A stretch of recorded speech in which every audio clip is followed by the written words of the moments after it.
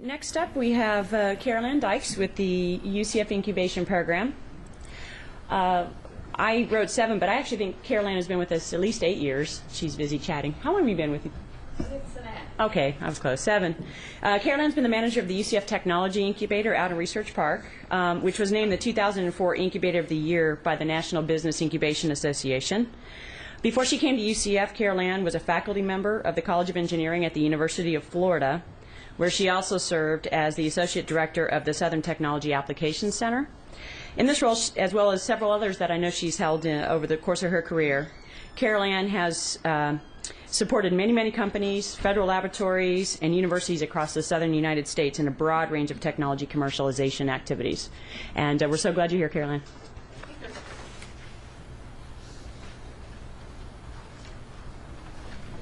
Well, there are a lot of familiar faces in the audience, so for a few of you this will be some new information. For many of you it will be an update of the incubation program at UCF, which is a good thing probably. As many of you know, as Kirsty said quite eloquently, we don't do anything at UCF unless it's in a partnership with our local community, and the incubation program, just like the Venture Lab, is another example of that. We truly do represent an economic development collaboration with our local community. And you see the local government entities that are listed there, that we would not be able to keep our doors open without their financial help, as well as many other forms of help that they give us.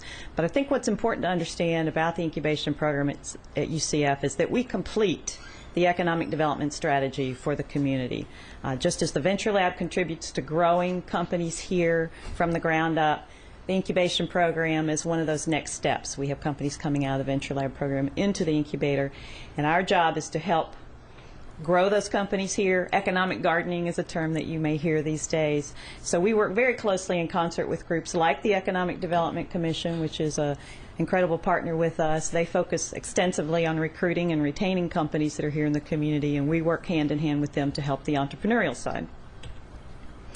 The incubation program did open its doors in December of 1999 after Dr. Tom O'Neill, who is Associate VP for Research, spent a couple of years trying to convince a number of individuals at the university and the community that we needed an incubator and what an incubator really was. Some of you remember that.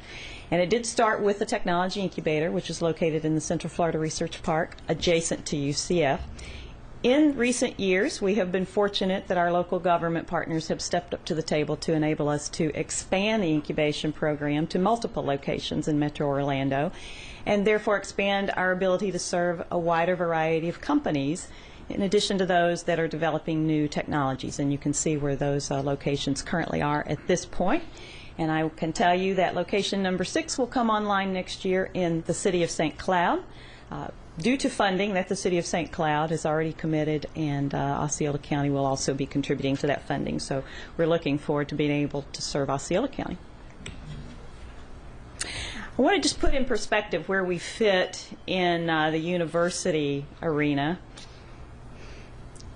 As Mayor Crotty indicated, much of the technology sector here in the community has started with the university and the research that goes on there. And across the country, universities are creating incubation programs and other entrepreneurial support programs because it is a key element of growing a local economy, particularly a technology-based economy. So we have tremendous research at UCF, and you will hear from a number of our representatives, the Solar Energy Center, the Nanotechnology Center, our Materials Processing Center, and that's just the tip of the iceberg at UCF, really. We have a very active technology transfer program and entrepreneurial education program that are not on the program here today. But all of that is designed to help create something useful out of that research and get it across the transom, if you will, into a company that can actually take it into the marketplace in products and services that can impact the economy. That happens through licenses that go to existing larger companies to commercialize. It happens through UCF spin-off companies, and you will hear from one of those today. Khalid is here, and we'll talk to you about Petrosolar and what that company is doing in commercializing some UCF research. One of our clients in the incubator that's in the clean tech space, Novasol, who is on this list of invited companies, they weren't able to be here today. They are commercializing some intellectual property developed by Dr. Sadipta Seal, so that is another UCF spin-out company. And then just new companies. from the community that are in a variety of technology sectors, one of which is clean tech. Two of our clients are represented in the audience today that are in that space. Accudyne, Darren, back of the room, right back there, raise your hand. Developing some incredibly innovative microturbine technology that I know he'd be happy to tell you about if you want to corner him.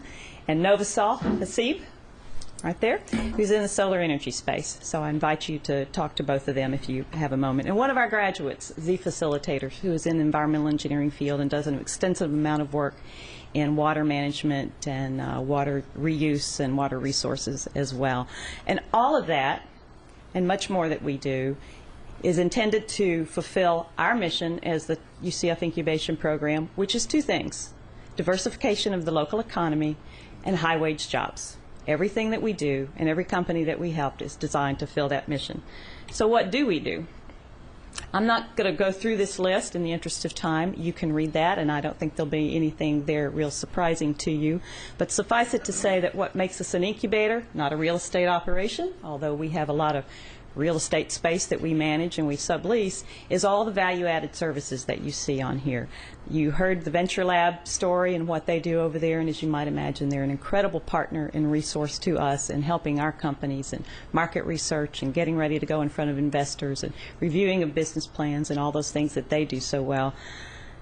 The primary thing that we do for our clients that brings them to us actually brings some of them back. We have two CEOs that graduated from the incubator when their companies were acquired and are actually back with us. We have a number of serial entrepreneurs that are with us because they all have benefited from and realized the value of the connectivity to the community and the university that we can provide in the incubation program.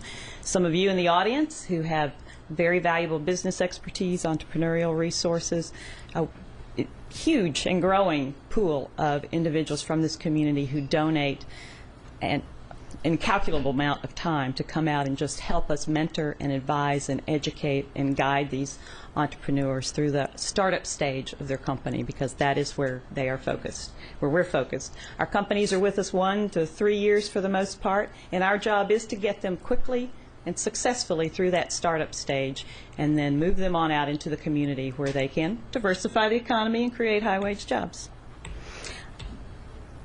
This is all on our website. I encourage you to write that website down.